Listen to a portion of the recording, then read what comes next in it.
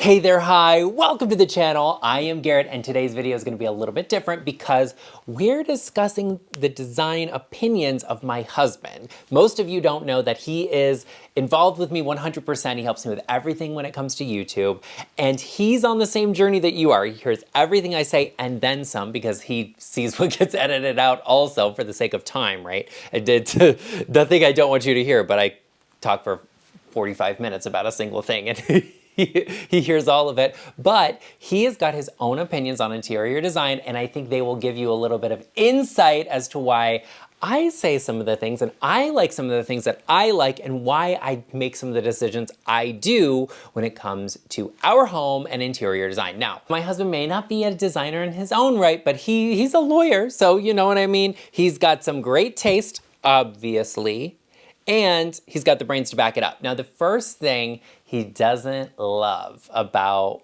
homes and interior design, and he's sitting behind the camera like smiling at me about this, right? He doesn't like a ceramic or porcelain tile floor. He is all about a natural material. He's like me, okay? I don't want to have synthetic things, and so he likes wood floors. He likes a natural stone floor. He loves that. He thinks it's beautiful and great. I'm a little bit like, hey, as long as I can make this work design-wise, I'm okay with it. But for him, he's kind of like, yeah, no, like if I see that and it's not perfect, I'm gonna wanna replace it with the real natural wood floor or marble tile or travertine or something along those lines. Where we live especially, we're from the East Coast, the both of us. And in Las Vegas where we live, design is just very different and homes are built differently here. And so what a lot of times we see is either builders will just put like basic builder grade tile in that people inevitably want to change. But a lot of times it just doesn't make sense with the style of the house. So for him, he sees some beautiful luxury homes, but then the floors are just kind of like basic. And it's like, you couldn't even gone like with an oversized cement look tile in the modern contemporary home. It had to be the beige builder grade stuff. That's why he's just not about a ceramic or porcelain tile. Now, I don't necessarily always feel the same way. I think there are certain exceptions, like, you know, a lot of my clients just don't want the maintenance of that. And so they choose to go a different route. And I support that as long as we're making good decisions and we're being intentional about those decisions, right? But there are certain areas where it really does benefit you. And he's totally on board with it, where like in a laundry room, right? That's a heavy worn space. A mud room, if you live in an area that has real climate, right? Maybe in a foyer or the entrance to your home where you need to have a ceramic tile. Those are good things to have there. But out here where we live, no. I mean, maybe rains like 10 days a year, if that. And so we really don't have a lot of that weather. That's a big concern for some of those more delicate materials. Another thing my husband does not like about homes, interior design, it's a deal breaker for him. If we see a house, it's never gonna happen if it has this thing, and that is seeing the kitchen from the front door. Layouts matter so much in a home. Layouts matter so much. And yes, we like maybe something that's a little more formalized, a little more grand, all right? That's just who we are as people, but the layout makes a difference in a home. And even homes where they're big and luxury and they have all of the space in the world, or homes that are a little bit smaller, especially newer homes that I see a lot of today where, you know, they're on smaller lot lines, they're more affordable homes. It just is what it is. Like, you know, with the cost of everything, like, okay. A lot of them, it's like you open the front door to a hallway with a staircase on the side and you're looking straight at the kitchen, right? Like the sink is there, okay? Most people don't want that. They want to just not see the kitchen first thing. It's not about it being closed or modified concept. Open concept, great, fine. Why am I seeing the sink from the front door? Now, he and I are totally aligned with not seeing the kitchen or the sink or whatever from the front door. I just don't like it. Now, the dream home layout for my husband, okay, what he wants to see, his dream home, is a grand entrance with double staircases, like, you know, Scarlett O'Hara Gone with the Wind vibe, where he can graciously descend to, you know, welcome guests into the home. Actually, it's hilarious because he'll send me to go open the front door as he descends for his dramatic moment. Love that for him. But he would love to have double staircases and then, you know, like a dining room and a living room off to each side. Maybe it's a den or an office or something. And then a big family room, like a you know, spacious, open concept, more informal space where you have a big living room, kitchen, and a dining space with huge sliding doors. He loves a big oversized glass door. That's very, very in right now with a lot of homes, but the rest of it sort of having, you know, like double staircases and a formal entrance is not the thing that's going on around here right now anyway. So it's a little bit tough to come by, but that's beside the point. But he loves that, where you can open the doors completely and have full indoor, outdoor sort of entertaining space or access. Like, I don't know that we're gonna have a ton of people over to the point where we would need that much space, but like, hey, you know what, a 14-foot glass door overlooking the gorgeous backyard with the pool, love that for me. Not that I live in that house, but I love that for me, and in the future, who knows what it will hold. But that's what he loves. He thinks it's gorgeous. Now, maybe my style is slightly different than that, but you know, you make a compromise. I would love a Georgian home with like a single curved staircase and a tightly curved staircase with like oversized chunky moldings, but I would take the double staircase for him because that's what he loves. And as you all know, I can make any home gorgeous. Now, the best part about having oversized big glass patio doors that looked outside and not seeing the kitchen from the front entrance is that I could watch Arden outside playing in the yard, walking around the pool. Oh yeah, he said, no, I don't want that. You don't want to be outside? You don't want to go outside and sniff around? You don't want to go in the pool? Arden hates a bath, so I can tell you for sure he wouldn't want to go in the pool. You're so cute. Look at you sitting here all cute like this. Hi. Hello. Do you have anything you'd like to say to everyone? He said, he'll see you when you book a virtual consultation with me to discuss all of your interior design needs. Yes, you can go to intro.co/GarrettLeChic and book a one-on-one virtual consultation with me where you can show me around your home and ask me all of your design questions, and I can answer them for you so your space is not only you know, my husband approved or not, but it will be a space that is beautiful and functional for you and will actually get you the things you need without all of the stress and headache of making those big decisions on your own. Do you have anything else to add to that? No, okay. Love that for me. Love that for you too, Arden. Hi. The next thing my husband does not love, not a favorite of his, is pine furniture. Now, I think the exception is like American pine, like old pine furniture. That's great. Once it doesn't have that like insanely yellow hue to it, we love that. That's fine. But you know, the pine furniture where it reads as yellow, it reads as orange, he's not about it. And I think a lot of people, you know, it just depends on your personal style, whether you like it or not. I like a pine cabin. I think that's great when you have pine all over the walls and the ceiling and everything like that. I think it can be gorgeous. And it's also sort of like a 70s thing, you know, like 70s, mid-century. A lot of people would say it's not mid-century, but it kind of still is, beside the point. It had a lot of pine in it, and so you get a lot of that tone. I like that, and I think it's fine.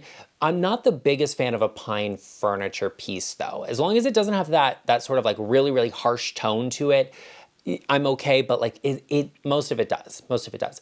Now, pine is a very inexpensive material, and so a lot of furniture was made out of it because it's solid wood and it's pine, and that's good quality, right? But it's a very light furniture, which, you know, is neither here nor there. You see it a lot of times in kids' rooms because it is more affordable, but it's relatively good quality. I think the big thing with pine is that it, you know, if you're doing a lot of it, it's a lot. And it can be a lot, especially if you're doing a whole pine furniture set. So if you're gonna do pine, I would say break it up. Now, my husband, he's just, well, like we would never buy pine furniture. Yes, I know. He says that he likes mahogany and cherry and burl wood. I think oak is also okay.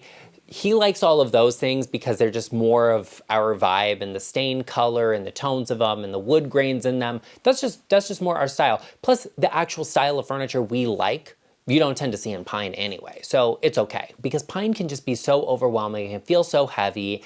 It can feel very indicative of very niche styles, right? Like if I see a lot of pine furniture, it immediately says cabin to me.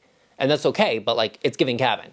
Break it up with soft furnishings, an upholstered chair. Make sure the bed is upholstered. Make sure you have a lamp with this beautiful soft lampshade on it to really break up some of the tones and the like really oranginess of that furniture because it can be very overwhelming very quickly. Now that you made it this far in the video, it's the perfect moment for you to hit the subscribe button and join us. Become a part of our GarrettLeChic family. Now, I know I'm giving you a lot of opinions on my husband's take on design, but you can check out the channel for some really good hardcore interior design facts to elevate and beautify your home if it's your first time here. We'd love to have you as a part of our GarrettLeChic family, so hit that subscribe button or pull out your phone, your smartphone, open up your camera and scan this QR code right here and it will take you directly to my channel page where you can hit the subscribe button, especially if you're watching me on television. I know I look great in 4K, but that's beside the point. Okay, just hit the subscribe button, join us, become a part of our GarrettLeChic family. Give this video a like, everybody should,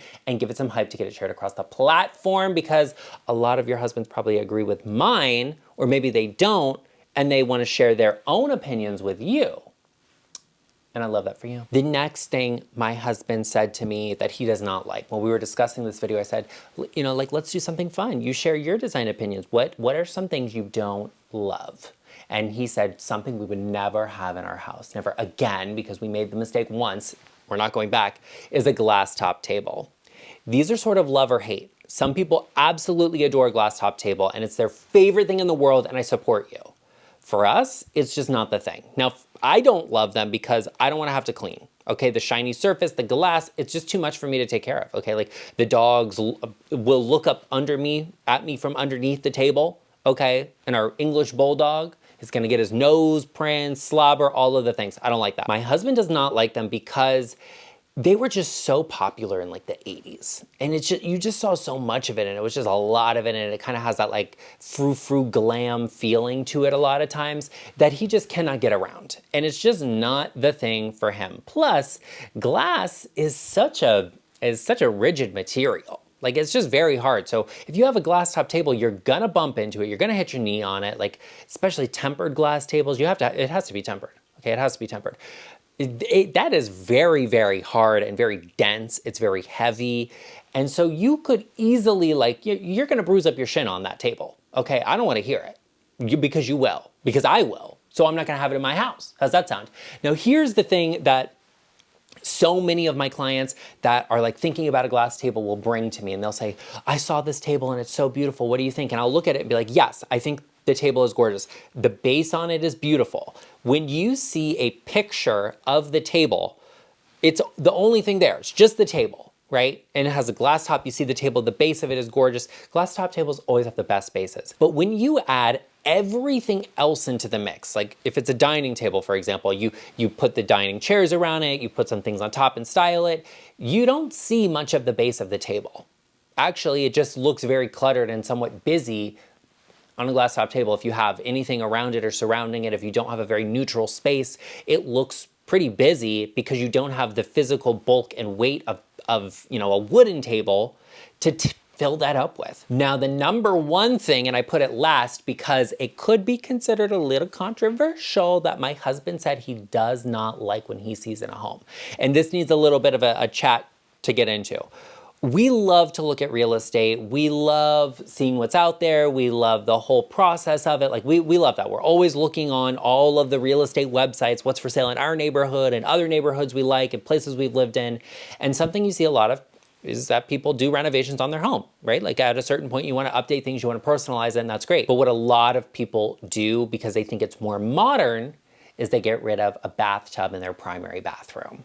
And that has always been like a major deal breaker for my husband. The second he sees it, we're done. We're gone, we're out. Nope, nope, nope, nope, nope. If he sees a new home without it, nope, we'll leave. Not interested, don't care, it's an immediate no.